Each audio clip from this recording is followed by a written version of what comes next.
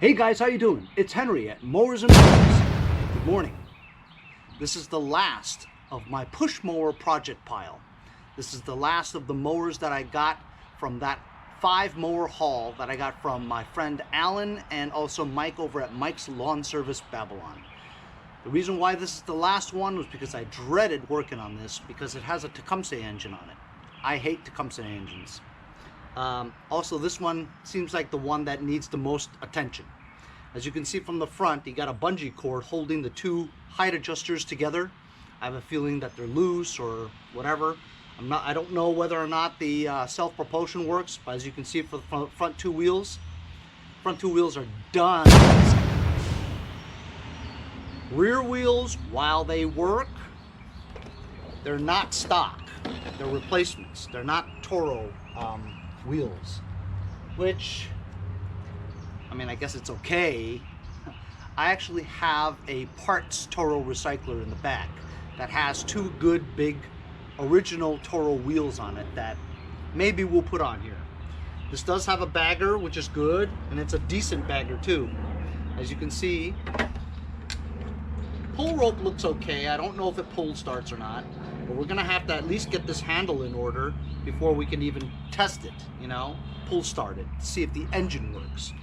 So you can also see the cable for the transmission, the propulsion engagement cable is done.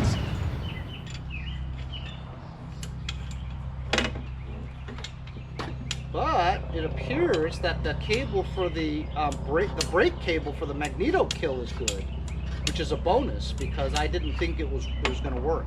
I believe I might have another cable for this too, which would be awesome.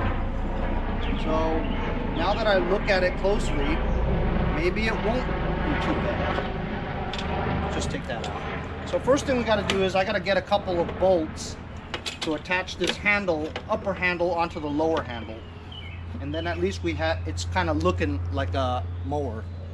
I got these 2 from a spare handle in my shed, and we're just going to put these on. They're also matching red too, which is good. Okay, now it's starting to look like a mower, huh? We got the handle all secure now. Let's check the Earl.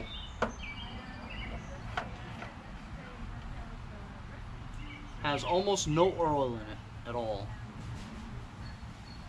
So we'll add some oil in here, see if there's any gas. It has a glistening of gas. Has a quantum filter here, decent. Let's get some oil in here. Put a little bit of oil in there, had some leftover SAE 30, and I just put it in there, just a little bit. Let's take off this air filter so that I could see whether or not it primes.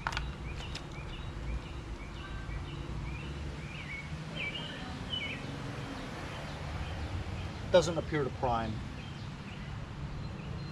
Let me just try to pull it a couple of times, see what happens. See if we can even pull it.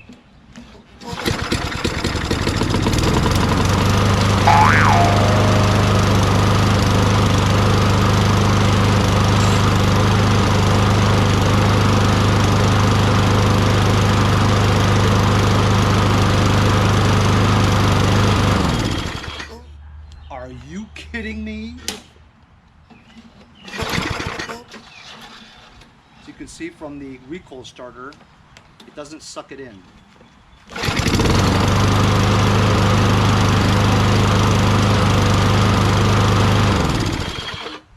But how about it? Totally didn't expect that to happen, okay? That it runs on its own, which means the carburetor is decently clean, and I guess the primer circuit does work, even though I didn't see any fuel shooting out. Some of these have this red straw that is inside that leads inside the air filter, and when you push the red primer bulb, the gas goes into the air filter, creating vapors, and therefore it's being sucked into the air intake manifold so that it starts. Then there are some that do not have the red straw and basically just sits into that mouth of the carburetor, and this apparently is it because it doesn't have the red straw. So apparently it does prime and start, but the recoil starter doesn't go back in, see? So I won't be able to start this again. I'm gonna have to take the recoil starter off. With this year's model, with the Tecumseh engine on it, it has these 4 1/2-inch bolts that are in there, bolts or screws, and they're inset into the thing. So when you leave this outside and it rains, there's a pool of water that is in 3 out of the 4, which causes these bolts to rust over time. It's a stupid design, you know? And it's deep inside, so you need 2 of these adapters. Okay, I'm lucky I got 1 out, but usually they're always rusted, so you can't even get it out. So that's 1 out of 4. I'm gonna try to get all 4 out so I can get this cover off so we can access the recoil starter.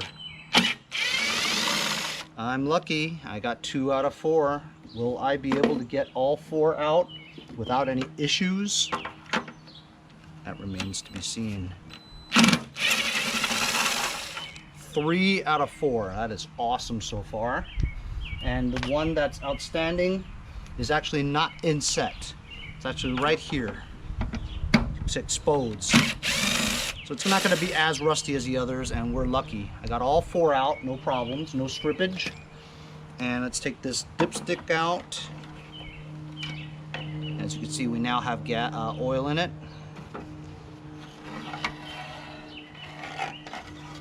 And here's the recoil starter. And it's sometimes 3, sometimes just 2, same 1/2-inch bolts to take the recoil starter out.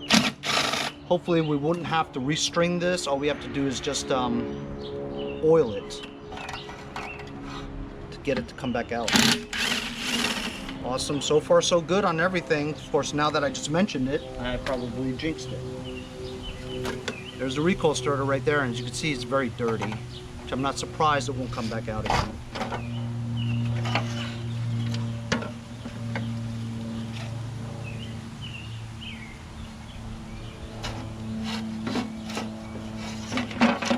Over here where the, it's very rusted, the coil clips onto the reel. There's a little area there where you can actually stick a straw. I'm using a little bit of liquid wrench, some leftover penetrating oil that I had that I want to get rid of and use. I'm just going to shoot and flood the entire coil with penetrating oil. The whole coil. There's another area here where you can stick a straw. Just soak the coil so that it's well lubricated. Also, here's where the pawls are. P-A-W-S, P-A-W-L-S. Pawls come out when you get to a certain amount, area. Comes out, rips the grooves onto the cup of the flywheel and the crankshaft. That's how you turn it. When you let go or take off pressure, the pawls retract back into its housing. I'm gonna extend it and blow some penetrating oil where the springs are for the butterfly action. Just going to lubricate everything.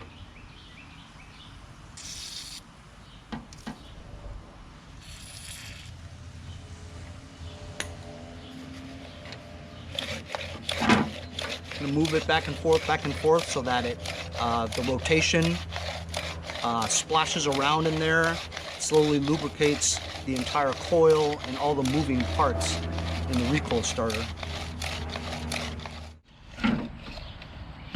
Now it seems like it retracts okay. Let me just put it back. Line up the holes.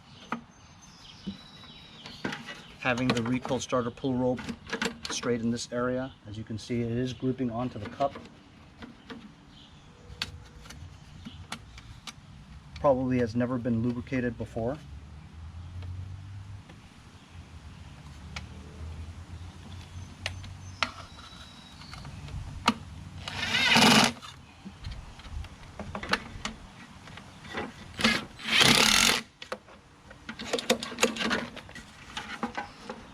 checked everything around here. It looks okay.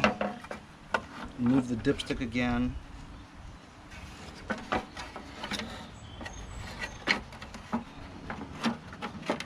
Cover back on, dipstick back. Replace the 4 that were in here, and I'm gonna actually blow some oil in the hole to prevent it from ever rusting. Not ever, but temporarily. Better than nothing, right? So it'll be easier to remove the next guy or me. Just make sure it clicks is all. It's just a cover, so you don't have to really make it go down too hard. 1 click or 2 clicks is fine. You know it's tight. There you go. All right. Cool. Now let's see if it starts again.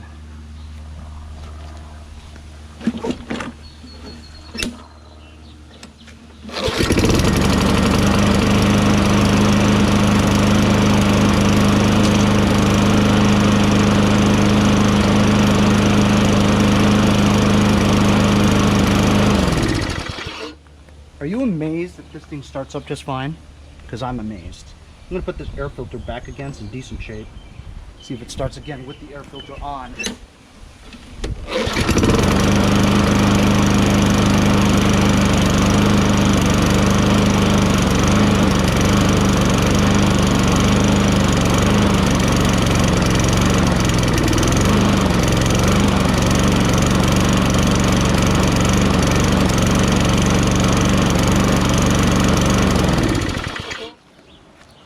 Sputtering a little because it has no gas, or the gas is really dirty. Next, let's take care of the self-propulsion, right? We want to see if the self-propulsion works. I'm going to remove the cover. Let's remove this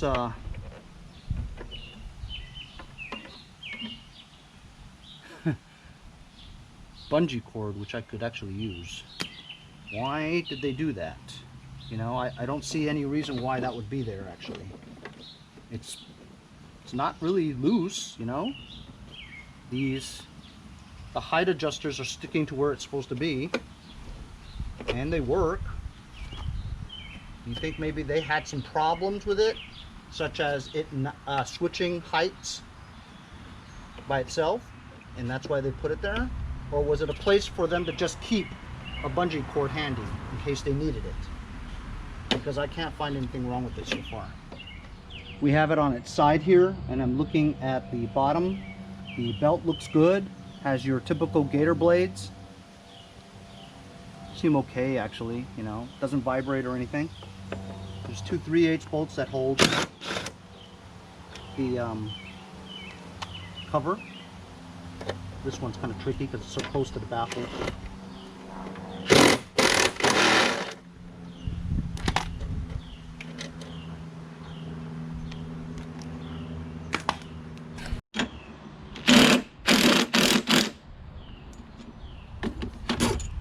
This is the cable to the self-propulsion, and it's broken, so I'm going to cut it up to here, try to get the inner cable exposed. So when I start this, I'm going to put a clamp here onto the handle, let it run by itself, right? And then I'm going to pull this cable and see if it engages the self-propulsion, just to see if the transmission works. Over here in the front, as you can see, the belt is decent. Pulley moves. As a matter of fact, you go backwards and it moves, so it's not seized. Here is the cable. I'm going to pull it out a little bit. And it moves freely. I'm going to cut this.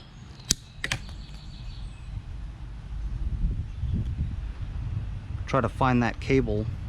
Push the cable back through here again so I can have the end of it. There's a thing that's blocking there. I'm going to cut it again. I'm going to try to push it through on this side. Hopefully it goes out that way so I can see it. Nope, didn't come out, see?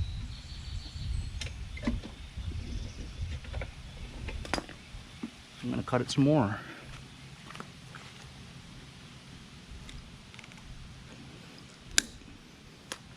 Let's see if it comes out.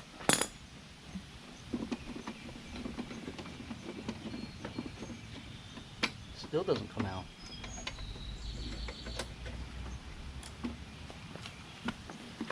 Maybe it's, we'll cut it some more. Comes out.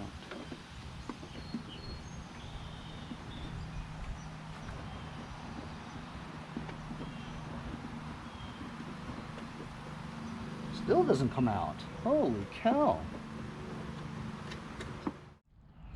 So that cable broke really low into it. Stopped right here, see? So I cut the sheath over here. It started up.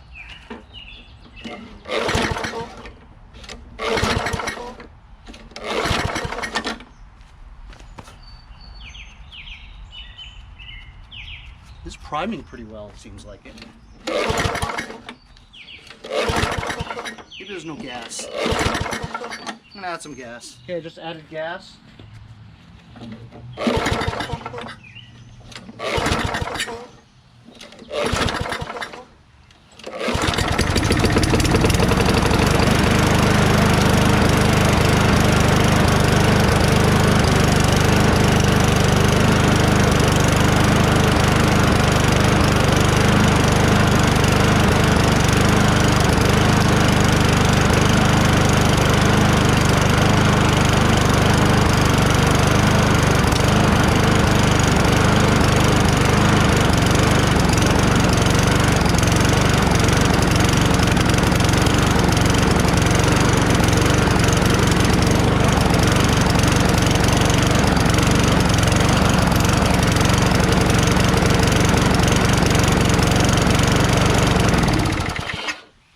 Kind of dangerous to have to put my hands there, you know what I mean? So it looked like if this was extended, it would tighten the belt and it looks like it would move, you know what I mean? So I have a feeling that the transmission does work. If you spin this, it does move both wheels, see? So it looks like the transmission would work. So we just need to get a new cable, which, believe it or not, I actually found one the other day looking through my parts. And I found a brand new one that I had in my box of parts that I never used. I'm gonna dig that out now.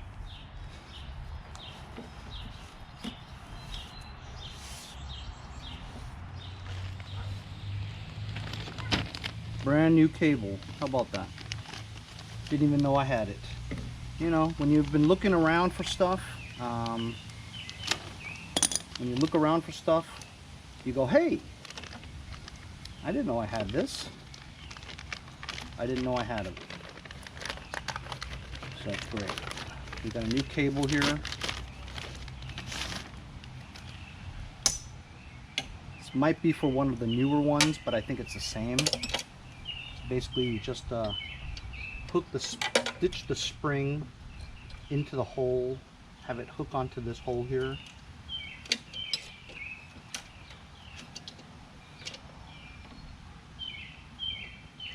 And attach that. It's easy. There we go. Route it to the front. That's right, no cutting. Straight up. Straight up now, tell me. Do you really want to love me forever? Oh, oh, oh. Oh, it's one of those things, see, where this is too fat for the hole. So I have to get a drill and drill this hole out a little bit more just to get this Z-bend in there. Also have to remove this.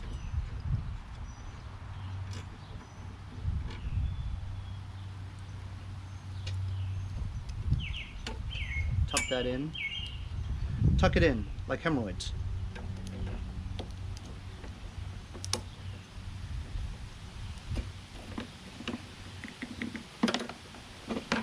Ooh, did I just kink it? Oh no.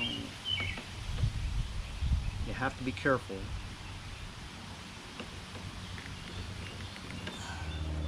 Okay.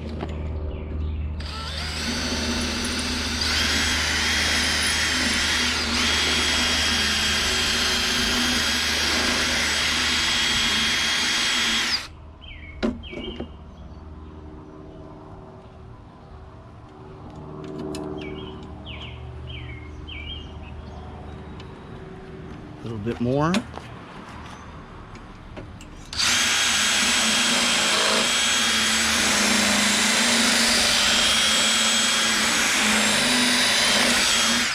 You don't want to do too much because then it'll compromise the strength of this.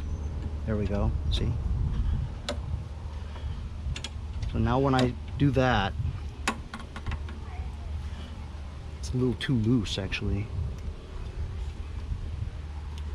Too much slack.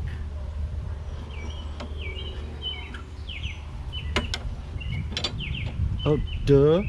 I'm putting this on this, which is not right. I have to put it here. Oh my God, I'm losing my mind. No wonder it wasn't gonna fit. I was drilling the wrong hole, fellas. Drilling the wrong hole? That's right. It's okay, I have to drill it anyway. It's still too small. This hole over here. Can you believe that? I was drilling the wrong hole. Yeah, this one needs to be drilled too. I was like, am I losing my mind?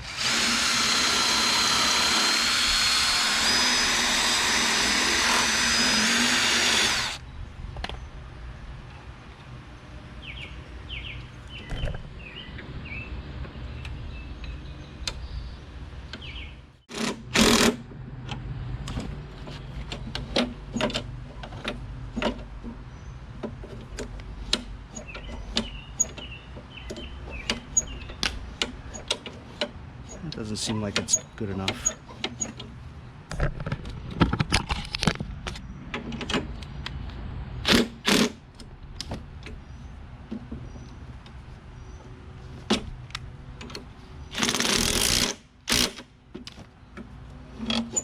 That feels better. Let's give her a try now.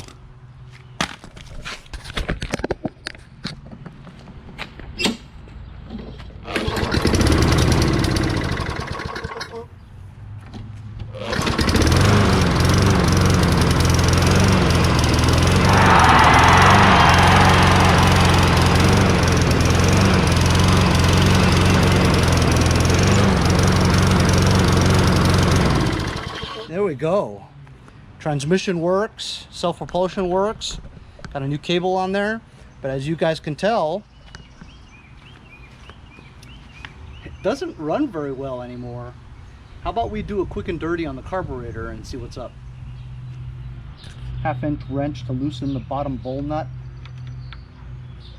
Fuel is flowing down. Look at that. It's very clean. Has a little ball of water in there, but that's okay. I'm gonna spray it all out and then we'll put this bowl back. So I put the bowl back.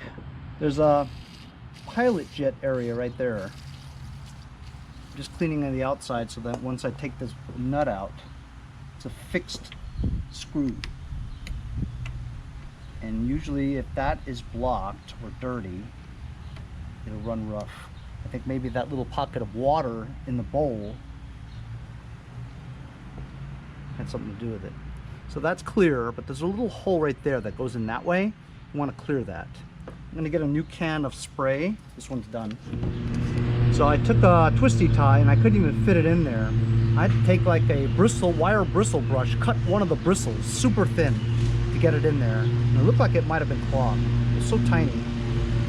So anyway, I think that did it. So let's put this back in and see how it runs after this.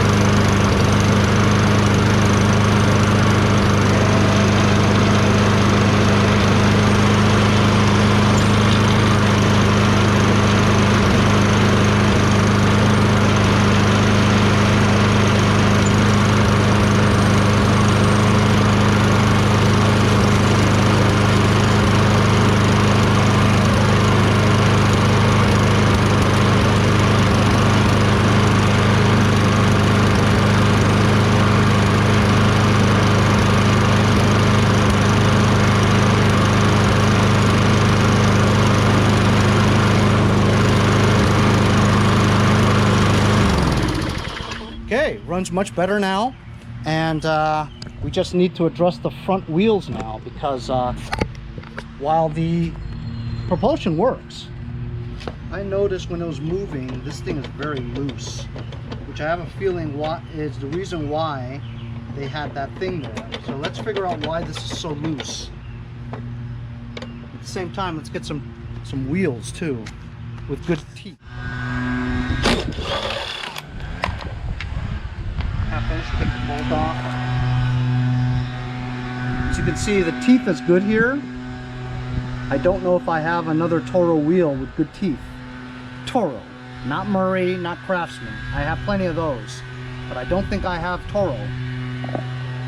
Let's figure out why this is so loose though.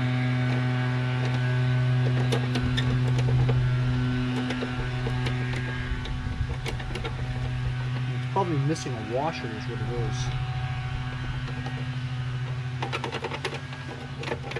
I'm gonna remove this E-clip here.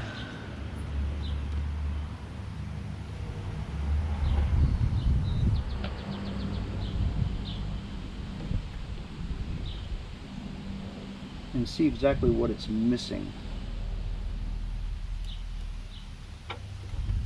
Looks like it's just missing a washer. The washer broke. So I'm going to take this key way out. There's a spring in there. I'm going to take this part out. I hope I remember how to put this stuff on. There's another E-clip over here, and there's where the play is, right there.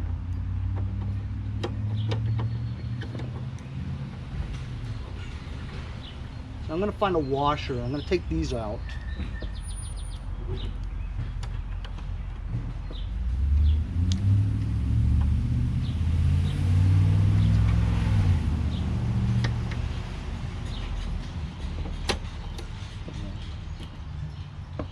I know I'm going to forget how to put this back on. See, this is the movement right there. Right in between this and that needs a washer. The washer probably slipped out from the back, but I'll just put it in the front. Right there's the play. So while I was in the middle of doing all this stuff, my neighbor over there, Nancy, she has a snowblower, kind of like the Toro 418 ZE, those little single stage ones. I told her last year to drain her fuel for the summer, and so she says, I was trying to burn off my gas, but I couldn't get it started. So she wheeled it over here. I put it on choke, and she goes, "Oh, what's that lever you just touched?" I go, "Choke." She goes, "Oh, I didn't do that." So anyway, she had a full tank of gas, right? Started right up, runs fine. She goes, "Well, what am I going to do about the gas? There's so much in there." I says, "Well, unfortunately, you got to take it apart just to get to the part where you can drain the fuel, you know what I mean? And then burn it out of the carburetor." But it was like full, you know what I mean? Like more than a gallon or something. So I just poured some fuel stabilizer in there for her and let it run for a bit so that the fuel stabilizer gets into the carburetor area and the bowl so that it kind of reduces the degradation of the fuel and gums up for winter. So she goes, "Oh, where do I get that stuff from?" And I says, "Here, you can have a bottle." And she's like, "Oh, you're so nice." I said, "Yeah." Anyway, so that was an interruption in my project here. I went to the backyard and I got a Toro wheel that's bald, but it's a Toro wheel and it's definitely better than this one. You know what I mean? Even though this is rubber, so actually this might be better, you know what I mean? But this other one here is trash, so I definitely have to do it, you know? So put this on, and hopefully this will be good enough.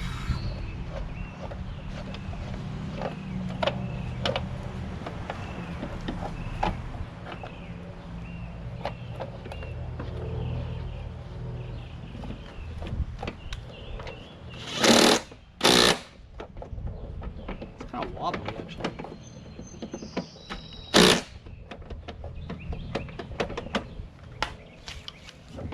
It's all right. I mean, look, you gotta change this one, right? I mean, this wheel's done!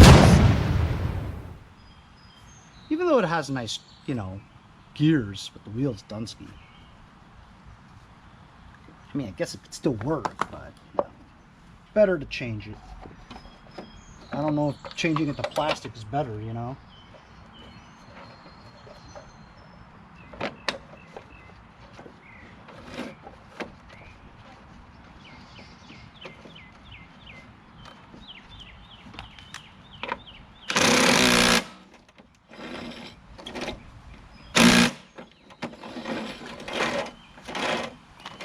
Here we go. I'm gonna put this cover back on. Gotta put these wheels back on this parts one. This engine actually works. I just need to fix the primer bulb on it. Sprayed some super clean on there.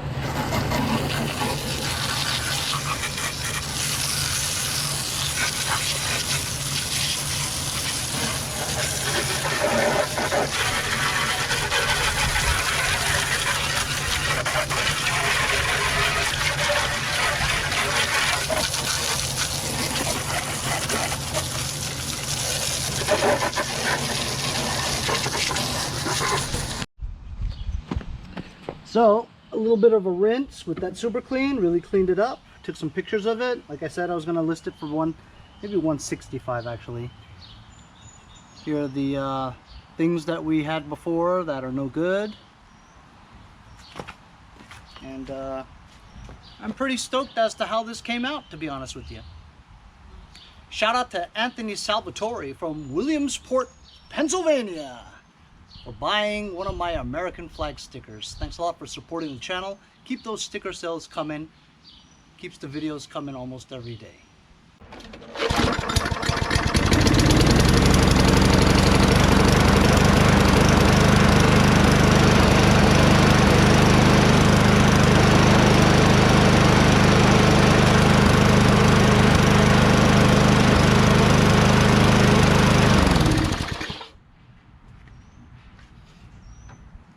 Added a self-propulsion cable. I think I bought the cable for about $8 or $9. I don't even know when, you know. So that's what I'm in it for. About $9.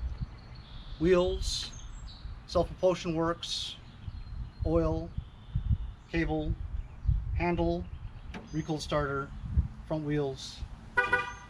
That's it. This thing's good to sell. I'll list it for 150, maybe get 125. I'm fine with it, you know, even though it is good self-propulsion and a bagger. Should get about 150 for it, but this is old, you know what I mean? It's in decent shape. Maybe I'll list it for more, I'm not sure. Anyway, I thought that this was gonna take forever to do. I'm very surprised that it started right up, and I'm sure you guys were too. Small things all around, but needed a lot of attention on pretty much everything, you know. But pretty stoked that I got it taken care of. Thanks a lot for joining me on today's episode, fellas. We'll see you guys next time on Mowers and Blowers.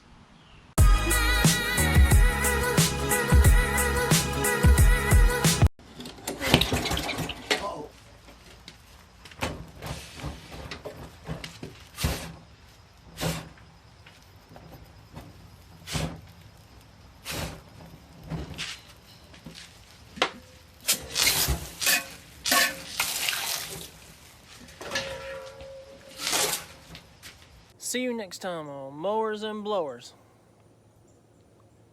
Hey, if you guys enjoyed the video, remember to give me a like. Also, comment below. Subscribe. Remember, it doesn't cost anything to subscribe. It's free, right? Also, hit that little bell. That way you'll get post notifications whenever there's a new video, and you won't miss out on any of them. Remember to follow my Instagram and Facebook, as well as if you'd like to donate $1 or $2, paypal.me/mowers and blowers. Really appreciate all the support. Also, to keep the videos coming every day, support the channel. Bye.